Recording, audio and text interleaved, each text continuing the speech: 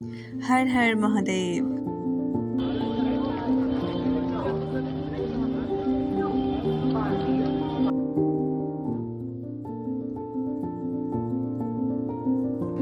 আমার খুব ইচ্ছা ছিল যে হরিদ্বারের আরতিটা দেখব।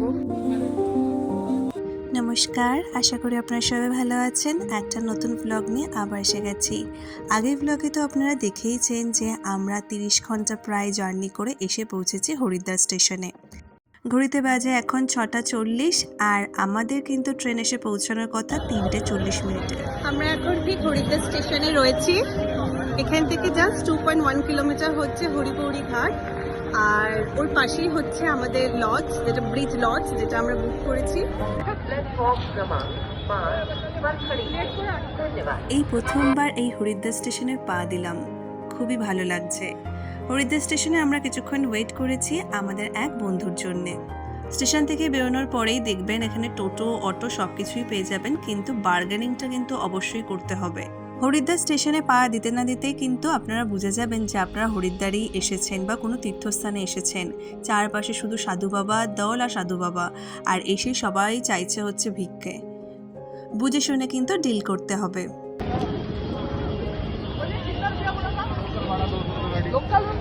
लोकल भाड़ा बाबू जाने वाला किराया बताया, उतनी देर से वेट भी कर रहा हूँ, वेटिंग का भी। चलो 150 रुपये ना, 50 रुपये। चलो कौन सी गाड़ी है? টোটো দাদার সাথে অনেকক্ষণ কথা বলার পরে ঠিক করা হলো যে 150 টাকাতে আমাদের হারকিপৌরি ঘাটের ওখানে ছেড়ে দেবে। হারকিপৌরি ঘাটও নয়, হারকিপৌরি ঘাটের যে আগে ব্রিজটা আছে তার আগে। তারপর আমাদের পায়ে হেঁটেই আমাদের হোটেলের দিকে যেতে হবে। আমাদের বন্ধু কিন্তু চলে এসেছে আর আমাদের বন্ধুকে নিয়েই কিন্তু আমরা রওনা দিয়েছি হারকিপৌরি ঘাটের উদ্দেশ্যে।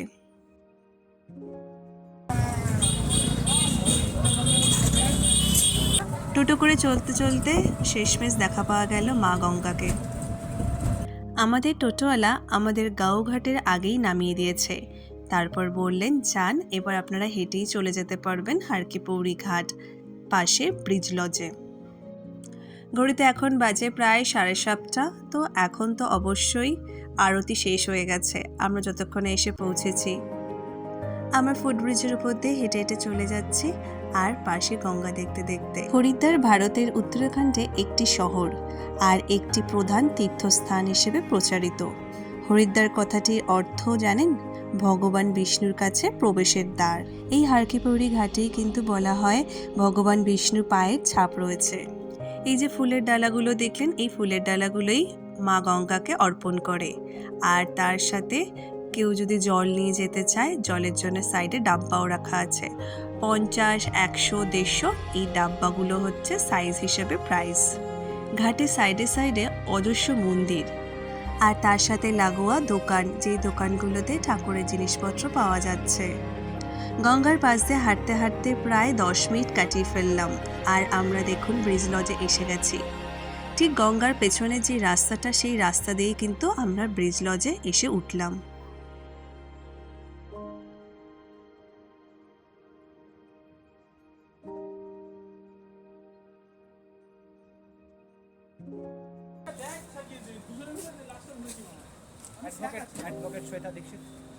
ইয়েস, ব্রিজ লজে আমাদের 2টো রুম বুকিং ছিল আর সেটাই এবার আপনাদের দেখাবো।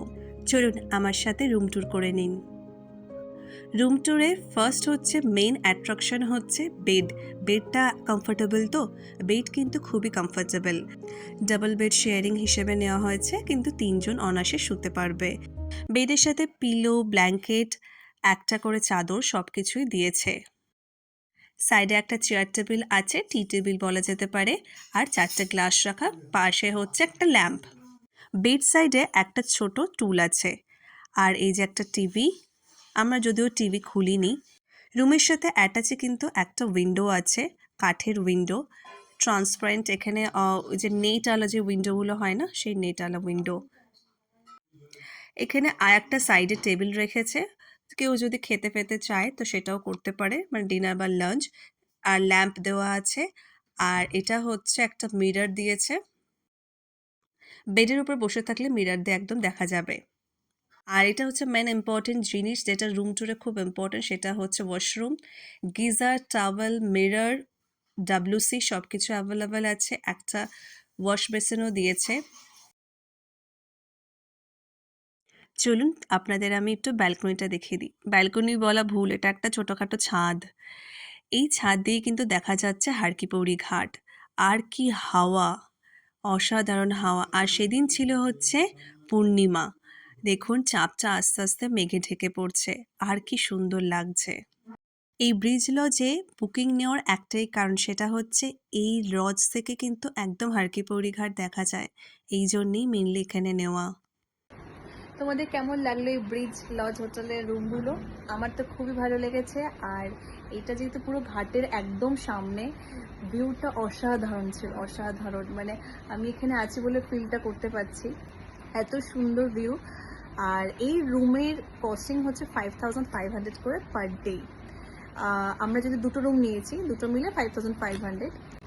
সব থেকে একটা মন খারাপের ব্যাপার হচ্ছে আমাদের গাড়ি আজকে লেট করেছে, মানে ট্রেন লেট করেছে প্রায় 3 ঘন্টা মতো। আমাদের 3:40-এ পৌঁছানোর কথা হরিদ্বার স্টেশনে। আমরা পৌঁছেছি আজকে ওই 6:40-50 নাগাদ। প্রায় অনেকটাই লেট করেছে, তাই জন্য আমরা কিন্তু আরতি দেখতে পারলাম না। তো আবার দেখা হবে কোনো দিন, এইবার তো আর হবে না হরিদ্বারে আরতি দেখা। নেক্সট টাইম যখন আবার আসা হবে তখন দেখব। একটা রুম আমরা ডবল বেড শেয়ারিং নিয়েছি, দুজন দুজন করে শোয়ার জন্য। আর একটা রুম নিয়েছি আমরা সিঙ্গেল বেড শেয়ারিং, যেখানে দুজন শুতে পারবে। টোটাল আমরা 6 জন, তাই জন্যে।